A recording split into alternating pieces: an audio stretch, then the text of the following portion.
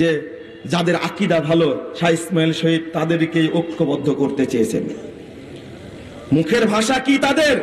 জাকির নায়েক একটা ইহুদি খ্রিস্টানদের দালাল, তাই না?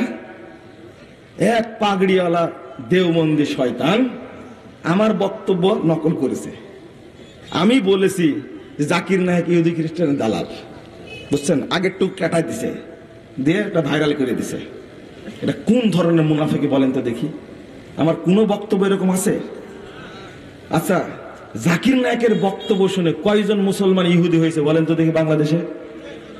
সারা পৃথিবীতে কয়জন মুসলমান খ্রিস্টান হয়েছে? বরং কি হয়েছে? লাখ লাখ হাজার হাজার ইহুদি খ্রিস্টান বিধর্মী হিন্দু তারা ইসলাম গ্রহণ করেছে।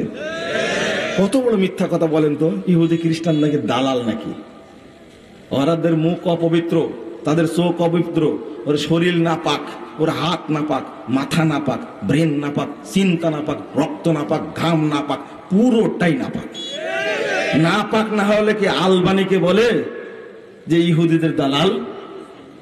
হ্যাঁ, এই নাম নিতে ইচ্ছা করে না। বলছে যে আলবানি 6 বছর লুকায় ছিল ফ্রান্সে, একটা মাটির নিচে ইহুদিদের সেন্টার আছে। এই সেন্টারে আলবানি ইহুদিদের কাছে প্রশিক্ষণ নিচ্ছে 6 বছর, বেরিয়েই শুরু করেছে হাদিসের বিরুদ্ধে উল্টাপাল্টা কথা। কি সুন্দর শয়তানি কথা, তাই না?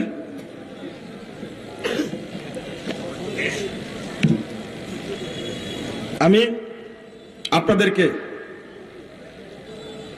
আর কয়েকটা মিনিট সময় নিব, নিয়ে আপনাদের একটু ঘুম ভাঙাতে হবে। ঘুম ভাঙাতে হবে কেন? আমরা